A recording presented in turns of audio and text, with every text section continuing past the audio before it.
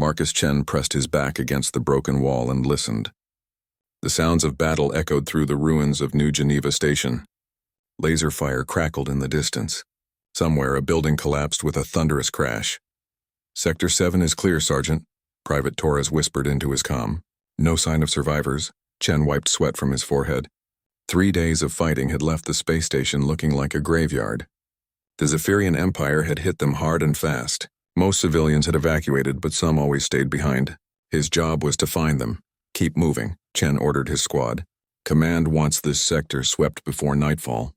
The 5 soldiers moved carefully through the destroyed shopping district. Broken glass crunched under their boots. Sparks fell from damaged ceiling lights. The air smelled of smoke and burnt metal. Chen had been fighting the bug-like aliens for 2 years. The Zephyrians were tall, with hard shell-like skin and wings. They had 4 arms and large compound eyes. Most importantly, they showed no mercy to humans. Every battle was a fight to the death. "Sarge, you hear that?" Corporal Williams stopped walking. Chen held up his hand. The squad froze. In the silence, they could hear something. A soft crying sound came from beneath a pile of rubble where a restaurant used to be. "Sounds like a kid," Torres said. "Could be a trap," Williams warned. "The bugs are smart." Chen studied the debris pile. It was mostly concrete chunks and twisted metal. If someone was trapped underneath, they did not have much time. The structure looked ready to collapse completely. "We check it out," Chen decided. "But stay alert." The squad moved to the rubble pile. The crying got louder. It definitely sounded like a child scared and hurt. Chen's heart raced. Maybe they could save someone today. "Torres, Williams, start moving rocks from the left side," Chen ordered. "Martinez, watch our 6. Private Kim, keep an eye on those upper levels." They worked quickly but carefully. One wrong move could bring the whole mess down on whoever was trapped below. The crying continued, weaker now. After 10 minutes, they had cleared a small tunnel into the debris. Chen grabbed his flashlight and crawled inside. The space was tight and dangerous. Sharp metal pieces stuck out everywhere. "I see something," Chen called back. "There's definitely someone down here." He pushed deeper into the tunnel. His light beam cut through the darkness. Then he saw something that made his blood freeze. It was not a human child. A small Zephyrian larva sat in a pocket of space between 2 concrete slabs. It was about the size of a 6-year-old human child. Its translucent wings were folded against its back. One wing had a long tear in it. Green blood leaked from cuts on its arms and legs. The creature looked up at Chen with huge, scared eyes. It made a soft, chittering sound and tried to back away. But there was nowhere to go. "Sarge, what do you see?" Torres called from outside. Chen stared at the alien child. Every instinct told him to kill it. These things had destroyed human colonies. They had killed millions of people. They had killed his friends, but this was just a baby. It was hurt and scared and alone. "Sergeant Chen, report," William said, more urgently now. The larva looked at Chen and made a weak crying sound. It reminded him of his nephew back on Earth.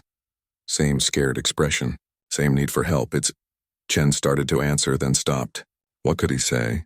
His squad would want to kill it immediately. Standard orders were to eliminate all alien contacts. The building shook. Dust fell from above. Something was happening outside. "Sarge, we got incoming," Martinez shouted. "Zephyrian bombers 2 minutes out." Chen looked at the injured alien child. He had seconds to decide. Leave it here to die in the bombing, or drag it out so his squad could shoot it. Either way, it would be dead. The larva reached toward him with one small hand. Its eyes never left his face. Chen made his choice. He grabbed the alien child and pulled it against his chest. It was lighter than he expected. The creature made frightened sounds but did not struggle. "Sarge, get out of there," Kim yelled. Chen crawled backward through the tunnel as fast as he could. The alien child held onto his uniform with its small hands. He could feel it shaking with fear. He emerged from the debris just as the first bombs hit. The building across the street exploded in a ball of fire. The shockwave knocked everyone down. "What the hell?" Torres stared at the alien in Chen's arms. "Sarge, that's a bug." "Kill it." Williams raised his rifle. "No." Chen rolled away, shielding the larva with his body. "It's just a kid." "Are you crazy?" Williams kept his weapon aimed. "That thing will grow up to kill humans." Another explosion, closer this time. The ground shook violently. Chen could hear the high-pitched whine of Zephyrian aircraft engines. "We need to move." Martinez pulled at Chen's arm. "This whole sector is getting flattened." Chen looked down at the alien child in his arms. It stared back at him with those large, trusting eyes. Green blood from its wounds soaked into his uniform. "Sergeant, that's an enemy combatant," Williams said through gritted teeth. "Orders are to eliminate all aliens." The bombers were getting closer. Chen could see them now. Dark shapes against the burning sky. In 30 seconds, this entire area would be destroyed. He made another choice that would change everything. Chen wrapped his arms tighter around the alien larva and threw himself into the deepest part of the rubble pile. Concrete blocks and metal beams crashed down around them as the bombs hit. The world exploded in noise and pain. Chen felt something heavy slam into his back. Sharp debris cut his face and hands. But he kept his arms around the small alien, protecting it with his own body. The last thing he remembered was the creature's small hand touching his cheek, and a sound that might have been gratitude in an alien language he did not understand. Then everything went black. When the rescue teams found them hours later, they discovered something impossible. A human soldier and an alien child, both barely alive, locked in an embrace beneath the ruins. Chen had used his own body as a shield, taking wounds that should have killed him to keep the larva safe. The medics could not explain why Chen had done it. Neither could his commanding officers. But the evidence was clear. Staff Sergeant Marcus Chen had risked his life to save an enemy child. What none of them knew was that the alien larva was not just any Zephyrian. The small creature Chen had died protecting carried royal markings. It was Crown Larva Zethan, heir to the Zephyrian throne. And somewhere in the darkness of space, someone very powerful had been looking for the missing child. Someone who understood the ancient laws about protecting royal offspring. Someone who would not forget what the human soldier had done. Chen woke up in a place that should not exist. The ceiling above him was smooth and curved, made of some material that seemed to glow with soft blue light. Strange symbols moved across the walls like living text. The air smelled different, cleaner somehow, with a faint sweet scent he could not identify. He tried to sit up and immediately regretted it. Pain shot through his back and shoulders. Bandages covered his arms and chest. But the pain felt wrong. It was fading too quickly, healing too fast. "You are awake." The voice came from behind him, speaking perfect English with a strange, clicking accent. Chen turned his head carefully. A tall figure stood in the doorway, clearly Zephyrian but different from the soldiers he had fought. This one wore no armor. Instead, intricate patterns were carved into the chitinous plates of her shell. Her forearms moved gracefully as she approached. "Where am I?" Chen tried to keep his voice steady. "Where's my squad?" "You are aboard my ship," the alien said. "Your squad believes you are dead, as do your commanding officers. As do mine." She moved closer and Chen could see her face more clearly. Unlike the brutal soldiers he had faced in battle, this Zephyrian had an air of intelligence and authority. Her compound eyes studied him with what looked like curiosity. "I am General Thisara of the 7th Fleet," she said, "and you, human, have created a problem." "I don't understand." Thisara gestured with one of her arms. A small section of the wall became transparent, like a window. Beyond it, Chen could see the black of space filled with stars. But in the foreground, a small figure pressed against the transparent surface. It was the alien larva he had protected.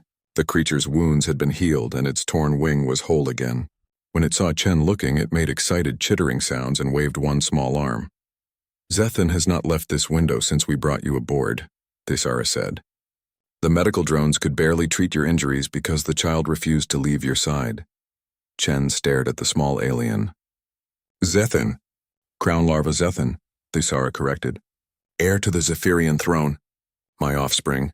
The words hit Chen like a physical blow. You're saying that kid is royalty?" "Yes." Thisara's mandibles clicked in what might have been amusement. "My scouts found you in the ruins. Your broken body wrapped around Zethan like a living shield.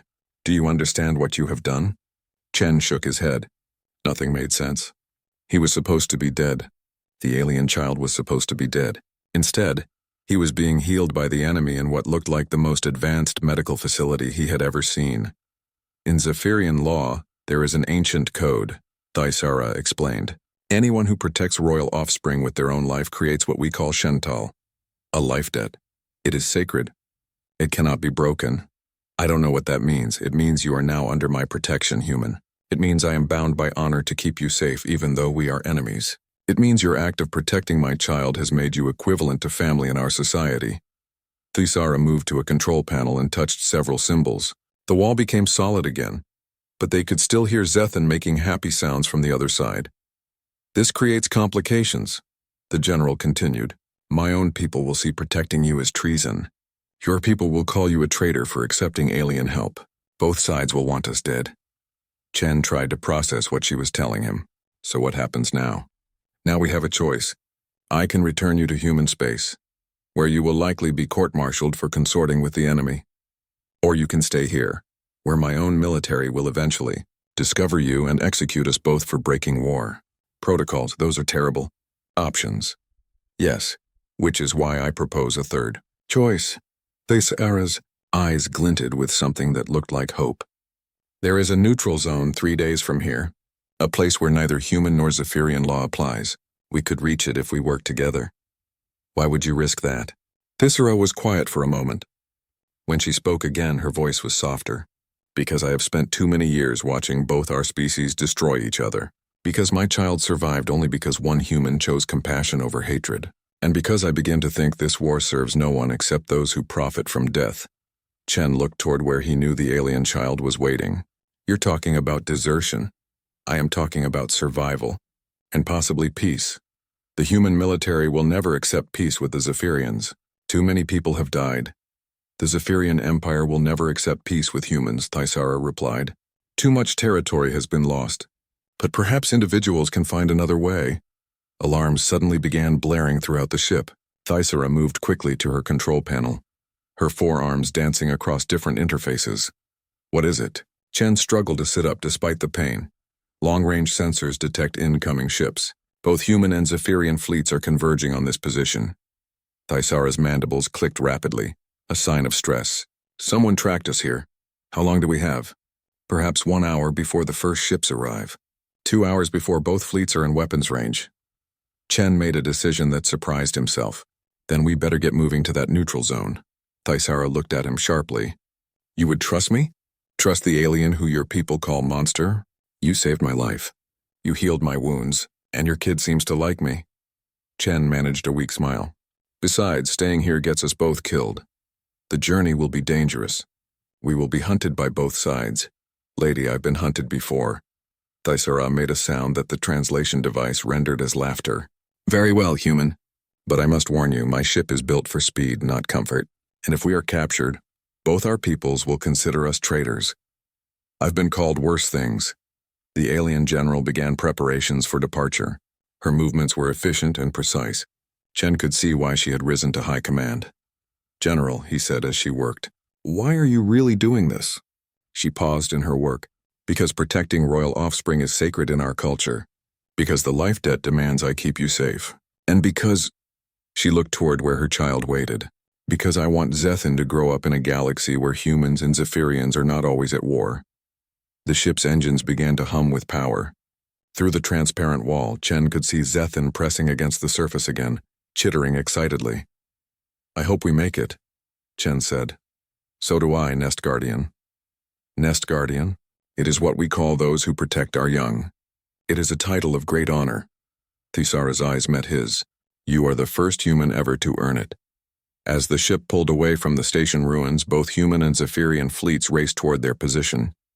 The hunt was about to begin. The ship shook violently as another missile exploded nearby. Chen grabbed the nearest wall to keep from falling. Red warning lights flashed throughout the corridor. That was too close, he muttered. 3 days of running had pushed both the ship and its passengers to their limits. Thisara barely left the pilot's chamber, using her forearms to control multiple systems at once. Chen helped where he could, but alien technology was still mostly a mystery to him. Uncle Chen. The voice came from behind him. Chen turned to see Zethan approaching.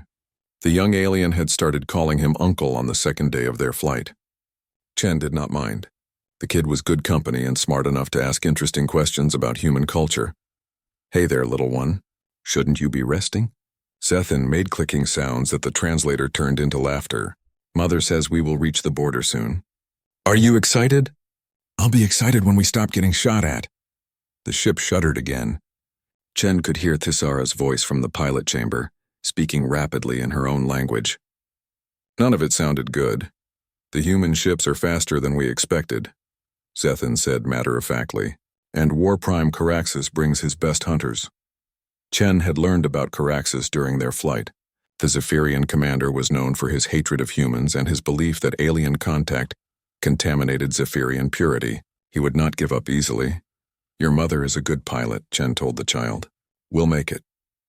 She says you are brave like the ancient warriors in our stories. I'm just trying to survive. Zethan tilted his head in a very human-like gesture. Is that why you protected me? For survival? Chen thought about it. No, I protected you because it was the right thing to do. Even though I am Zephyrian, especially because you are Zephyrian. The child seemed to consider this. I do not understand. Neither do I, kid. Neither do I. Thysera's voice came over the ship's communication system. Chen, I need you in the pilot chamber. Now. Chen found the general hunched over her control systems. Her usually perfect posture showed signs of exhaustion. Dark circles had formed around her compound eyes. What's the situation? Bad and getting worse. Thysera pointed to a holographic display showing their position. The human fleet has moved to cut off our approach to the neutral zone. The Zephyrian hunters are closing from behind. We are trapped. Chen studied the tactical display.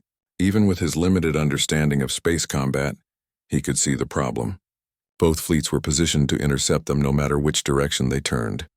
What about the asteroid field? Chen pointed to a cluster of rocks shown on the display. Could we hide in there? Too dangerous. The asteroids are unstable and my ship is not designed for that kind of navigation. But their ships aren't either, right? Thysera looked at him sharply. You suggest we enter the field? I suggest we use it as cover while we figure out another option. The probability of collision is very high. The probability of getting blown up by both fleets is 100%. Thysera's mandibles clicked rapidly. You are suggesting we bet our lives on chance. Sometimes chance is all you get. The general stared at the display for several seconds. Then she began entering new navigation commands. Hold on to something. This will not be pleasant. The ship turned sharply toward the asteroid field. Almost immediately, both pursuit fleets changed course to follow them. Warning messages appeared on multiple screens as they approached the rocky barrier. Chen, I need you to monitor the rear sensors, Thysera said. Tell me when our pursuers enter the field. Chen took position at a secondary control station. The interface was alien, but Thysera had taught him enough to read basic sensor data. Human ships entering the field now, he reported. Zephyrian hunters 30 seconds behind them. The ship bucked and rolled as Thysera navigated between massive spinning rocks. Some asteroids were the size of buildings. Others were as big as cities. The general's forearms moved constantly, adjusting their path with split-second timing. This is insane, Chen muttered, watching a city-sized rock drift past their window. Yes, Thysera agreed. But it is working. Both fleets are having difficulty following us. Zephyrian ships are spreading out, Chen reported. Looks like they're trying to surround us. Expected. Caraxes is not a fool. A massive asteroid loomed ahead of them. Thysera guided the ship around it, using the rock's gravity to help change their direction. For a moment, they were completely hidden from their pursuers. Now what? Chen asked. Now we pray to whatever gods you humans believe in. Suddenly, alarms began screaming. Chen's sensor display lit up with warnings. Multiple impacts on the port side, he called out. Something hit us. Asteroid debris, Thysera said through gritted teeth. The hull is damaged but holding. The ship shook violently. Chen could hear metal groaning under stress. Sparks flew from damaged control panels. Can we make it through? Unknown.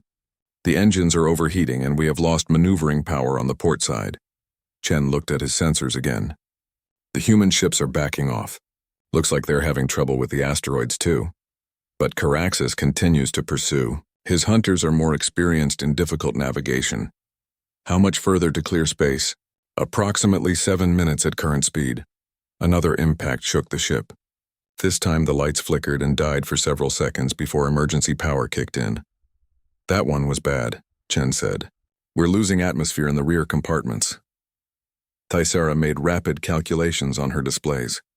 I must reduce power to life support to maintain engine function. Do it. The ship will become very cold. You may not survive. Chen thought about Zethan, probably scared and alone in his quarters. The kid needs to live through this, so do you. Do what you have to do. Thisara looked at him with what might have been respect. Then she began shutting down non-essential systems. The temperature dropped quickly. Chen's breath began to fog in the suddenly cold air, but the engines stabilized and their speed increased. Zephyrian hunters are falling behind, Chen reported. The asteroids are giving them trouble too. 5 minutes to clear space. Another collision, this one smaller. The ship groaned but kept moving. Chen, Thisara said quietly, if we survive this, I want you to know that I understand why you protected Zethan. Why? Because it is what good people do. Regardless of species, the asteroid field began to thin. Ahead of them, Chen could see open space. Behind them, their pursuers struggled to navigate the rocky maze without damaging their own ships. We're going to make it, Chen said, hardly believing it. Perhaps. But our problems are not over. We still must reach the neutral zone. As they cleared the asteroid field, both pursuit fleets regrouped and began following them again. But the dangerous passage had bought them precious time and distance. The neutral zone border is 2 hours ahead, Tessera announced. If we can maintain current speed, contact. Chen's sensors lit up with new signals. Multiple ships dead ahead. Thisara checked her displays and went very still. That is impossible. What is it? Those are Royal Fleet signatures. The Empress Queen's personal guard. Chen felt his stomach drop. Is that good or bad? I do not know. No one summons the Queen's fleet without her personal command. As they watched, the massive bioships of the Royal Fleet moved to intercept their course. Each vessel was the size of a small moon, dwarfing everything else in the area. Chen, Thisara said quietly, I think our journey is about to become much more complicated. The Royal Fleet made everything else look like toys. Chen stared through the ship's viewing port at vessels that defied imagination. Each bioship was a living creature, grown rather than built. Massive organic hulls pulsed with bioluminescent patterns. Tentacle-like extensions moved gracefully through space, reaching toward their small ship like curious fingers. I have never seen the Queen's fleet so close, Thisara whispered. Her usual confidence had completely disappeared. They are even more magnificent than the stories claim. Both human and Zephyrian pursuit fleets had stopped dead when the Royal Fleet appeared. No one dared approach the Empress Queen's personal vessels. Even Warprime Caraxes held his position, waiting to see what would happen. Incoming transmission, Thisara reported. Royal frequency. What does that mean? It means the Queen herself wishes to speak with us. The ship's communication system activated. A voice spoke in the complex clicking language of the Zephyrians. Even through the translator, it carried unmistakable authority. General Thisara, you will bring your vessel aboard the flagship immediately. You will bring the human and the crown larva. You will come alone. Thisara's mandibles clicked rapidly. Yes, Your Majesty, the transmission ended. For several seconds nobody spoke. That was the Queen? Chen asked. Empress Queen Velthara, ruler of the Zephyrian Empire. She who has lived for 3 centuries. She who has never been defeated in battle. Thisara's voice carried a mixture of fear and reverence. I do not understand why she is here. Maybe she came looking for her grandchild. Perhaps. But the Queen does not personally search for anyone. She has thousands of servants for such tasks. Zethan appeared in the doorway, drawn by the sound of their conversation. The young alien looked between his mother and Chen with wide, curious eyes. Mother. Is grandmother here? Thisara knelt down to Zethan's level. Yes, little one. The Queen has come for us. Will she be angry about Uncle Chen? I do not know. Chen felt a chill that had nothing to do with the ship's cold air. What happens if she decides I'm a threat? Then you die quickly. The Queen does not waste time with enemies. Comforting. The flagship's docking tentacles wrapped around their small ship with surprising gentleness. Chen felt the artificial gravity shift as they were drawn into the massive vessel's belly. Remember, Thisara said as they prepared to disembark. Do not speak unless the Queen addresses you directly. Do not look directly into her eyes unless she commands it, and whatever happens, do not show fear. I'm terrified. Good. That will keep you alive. They walked through corridors that seemed grown rather than constructed. The walls pulsed with soft light that followed their movement. Strange, beautiful sounds echoed from deep within the ship's living structure. Royal guards lined their path. These Zephyrians were larger than any Chen had seen, with armor that seemed fused to their natural shells. Their weapons were clearly biological, grown from the same material as their bodies. They are the Queen's personal guard, Thaisara explained quietly. Each one has served for decades. They live only to protect her. The throne chamber was vast. The ceiling disappeared into darkness above them. Bioluminescent patterns covered every surface, creating a light show that hurt Chen's eyes to look at directly. At the center sat the Empress Queen. Belthara was ancient by any standard. Her chitinous shell bore intricate scarification that told the story of centuries of rule. She was larger than other Zephyrians, but it was her presence that dominated the space. Power radiated from her like heat from a star. Thaisara immediately dropped to her knees and pressed her face to the floor. Zethin did the same. Chen hesitated, then decided following their example was probably safer than standing. Rise, the Queen commanded. They stood. Chen kept his eyes focused on the floor in front of the throne. General Thaisara, the Queen said, explain why you harbor a human enemy aboard your vessel. Your Majesty, this human protected Crown Larva Zethin with his own life. The life debt demanded I grant him sanctuary. The life debt, the Queen repeated slowly. You invoke ancient law to justify your actions. Yes, Your Majesty. And you, human. The Queen's attention turned to Chen. Look at me. Chen raised his eyes reluctantly. The Queen's compound eyes were like looking into kaleidoscopes. They seemed to see everything at once. You are Marcus Chen, Staff Sergeant in the human military. Yes. Your Majesty, you protected my heir when you could have left him to die. Yes, ma'am. Why? Chen thought carefully before answering. Because he was a child in danger. Because it was the right thing to do. Even though Zephyrians have killed many humans? Even though? The Queen studied him for a long moment. Then she gestured to one of her guards. Bring the memory crown. Chen had no idea what that meant, but Thaisara went very still beside him. Your Majesty, she said carefully. The memory crown has not been used in decades. It will be used today. A guard approached carrying what looked like a living crown made of neural tendrils. The Queen placed it on her head and immediately the tendrils began to glow with soft blue light. Step forward, human. Chen approached the throne. The Queen reached out with one arm and placed her hand on his forehead. Immediately his mind filled with alien presence. The Queen was inside his thoughts, experiencing his memories as if they were her own. She felt his decision to protect Zethin, lived through his fear and pain as the building collapsed around them. She experienced his genuine care for the alien child, his willingness to sacrifice himself for an enemy's offspring. The connection lasted only seconds, but it felt like hours. When the Queen withdrew from his mind, Chen staggered backward. Interesting, the Queen said. She removed the memory crown and handed it back to her guard. Your actions were not calculated for advantage. You acted from pure instinct to protect the innocent. I guess so. You guess? The Queen's mandibles clicked in what might have been amusement. Human, you have done something unprecedented. You have earned the life debt of royal blood. In 3 centuries of rule, I have never seen such a thing. I didn't know about any of that. I just wanted to help, which makes it more remarkable. The Queen stood from her throne. She was even more imposing standing up. By law and tradition, you are now under royal protection. No Zephyrian may harm you, but this also means you owe service to the crown. Chen's heart sank. What kind of service? The kind only you can provide. The Queen gestured, and a guard brought forward an ornate piece of armor. Kneel. Chen knelt. The Queen placed the armor piece on his shoulders. It was surprisingly light and seemed to mold itself to his body. I name you Nest Guardian of the Royal House, the Queen announced. First human to bear this title. You will serve as protector of royal offspring and ambassador between our species. Ambassador? The war between humans and Zephyrians serves neither people well. Perhaps one who has earned trust from both sides can find a better path.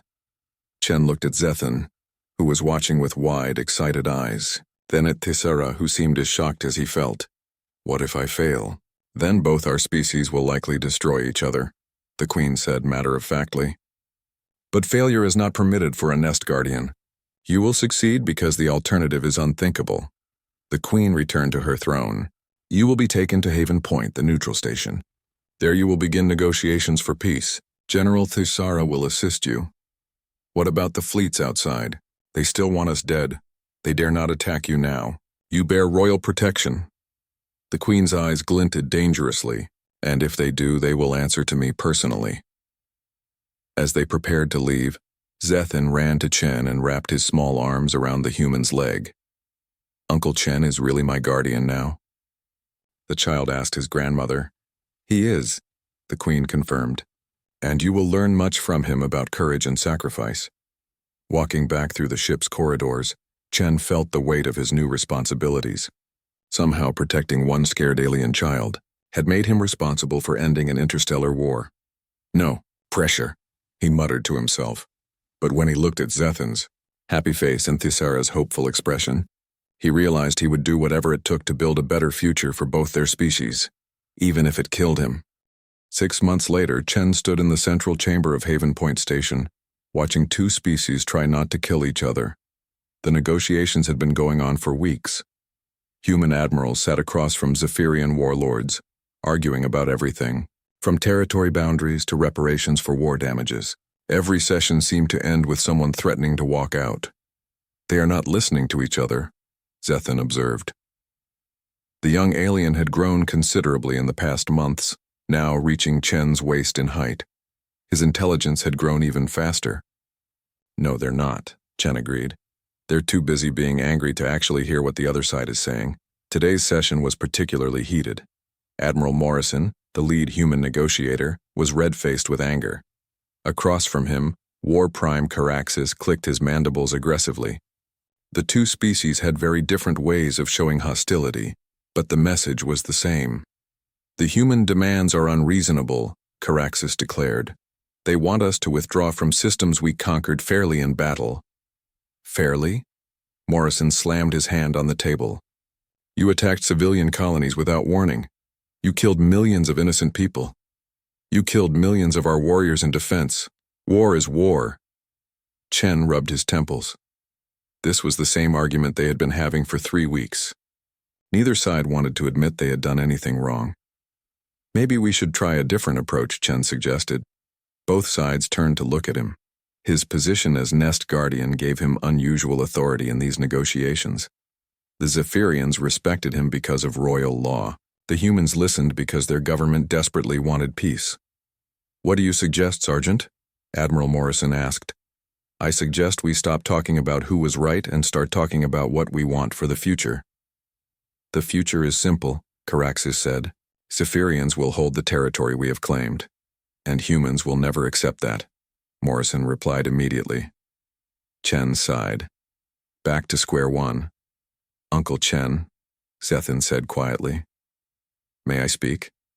Everyone in the room turned to look at the young alien. In human terms, he was still a child, but Zephyrian children matured quickly, and Zethan had been learning about both cultures for months. "Of course," Chen said. "Everyone here should listen to what you have to say." Zethan approached the negotiation table. Despite his size, he carried himself with natural authority. Royal bearing was apparently hereditary. "War Prime Caraxes," he said formally. "You speak of holding conquered territory, but what will you do with planets full of humans who hate you?" Caraxes looked uncomfortable. "They will adapt to Zephyrian rule." "Will they?" "Uncle Chen taught me about human history. Humans do not adapt well to being conquered. They rebel, they fight. They make occupation very expensive." Chen hid a smile. The kid had been studying. "And Admiral Morrison," Zethan continued, "you want all Zephyrian forces to withdraw. But what happens to the Zephyrian colonies already established? Do you plan to remove families who have lived on those worlds for years?" Morrison frowned. "Well, they shouldn't have settled on conquered territory. Should the children who were born there be punished for their parents' choices?" The room fell silent. Zethan had managed to point out the biggest problem with both sides' positions in less than 5 minutes. "So what do you suggest, young one?" Caraxes asked. There was respect in his voice that had been absent when speaking to the human negotiators. "I suggest we create something new, shared worlds where both species can live together." "Impossible," Morrison said immediately. "Humans and Zephyrians are too different." "Are we?" Zethan looked at Chen. "Uncle Chen is human, but he is part of our family now. He learned our language. He understands our customs. Why can humans and Zephyrians not do the same on a larger scale?" Thisara, who had been quietly observing from the side of the room, stepped forward. The child speaks wisdom. I have worked with Chen for months. Our differences are not as great as our similarities. You're talking about integration, said Dr. Sarah Kim, the human cultural expert. Mixed settlements, joint colonies. I am talking about choosing cooperation over conquest, Zethan replied. About building something neither species could create alone. Chen felt a surge of pride. The kid was going to be an amazing leader someday. It could work, Dr. Kim said thoughtfully. We've seen it on a small scale here at Haven Point. Humans and Zephyrians working together, sharing technology and knowledge. What about security concerns? Admiral Morrison asked. How do we ensure neither side uses mixed colonies for military advantage? Joint administration, Chen suggested. Every colony has both human and Zephyrian leadership. Every decision requires consensus. And joint defense forces, Thisara added. Mixed units where both species serve together. Hard to plan attacks when your own soldiers include members of the other species. Caraxes was quiet for a long moment. When he spoke, his voice was thoughtful. Such an arrangement would require trust. Trust must be built, Zethan said simply. It cannot be demanded or taken by force. Over the next several hours, they hammered out the basic framework for what would become known as the Meridian Accords. 3 joint colonies to start, with more if the initial settlements succeeded. Shared technology programs, cultural exchange initiatives, joint military units for defense only. It was not perfect. Both sides had to give up things they wanted. But it was a beginning. There is one more thing, Chen said as they prepared to sign the preliminary agreement. We need someone to oversee the implementation, someone both sides trust. You, Admiral Morrison said immediately. You're the logical choice. I am honored, Chen replied.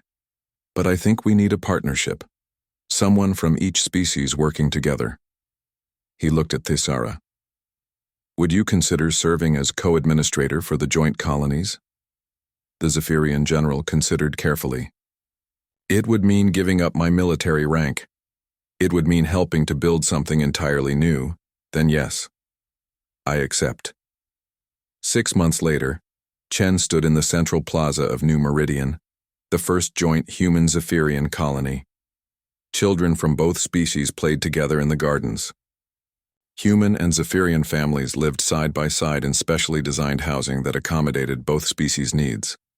It was not without problems. Cultural misunderstandings happened daily. Some families from both species struggled with the integration.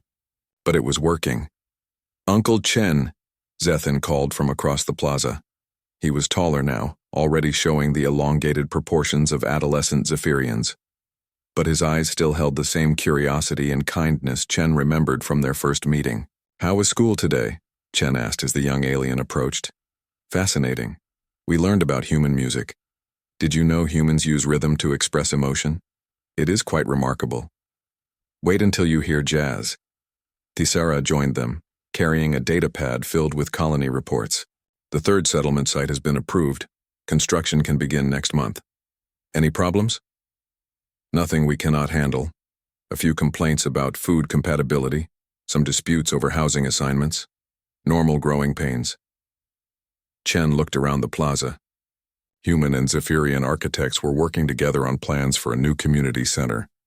A mixed group of children listened to a story being told by an elderly Zephyrian grandmother. 2 teenagers, 1 human and 1 alien, were engaged in what looked like a heated but friendly debate about sports. You know what I think? Chen said. What? Thisara asked. I think we're going to be just fine. That evening, Chen received a message from Queen Velthara. The Empress had been watching the colony's progress with interest. Nest Guardian, the message read. You have exceeded all expectations. The joint colonies are proving more successful than even the most optimistic projections. You have earned not just the gratitude of the royal house, but the respect of both our peoples. Chen smiled as he read the message. Then he walked to his window and looked out at the colony's main street. Human and Zephyrian families were sharing an evening meal at outdoor tables. Children from both species chased each other through the gardens, their laughter mixing in the air. It had started with one terrified alien child and a human soldier's split-second decision to do the right thing. Now it was growing into something that could change the galaxy. Chen thought about all the people who had said it was impossible. Too many differences, too much hatred, too much history. Maybe they had been right. Maybe it was impossible. But sometimes impossible things happened anyway, when ordinary people decided to choose compassion over fear, cooperation over conquest, hope over despair. Chen went to bed that night thinking about the future. Tomorrow there would be new challenges, new problems to solve, new bridges to build between two very different species. He could hardly wait to get started.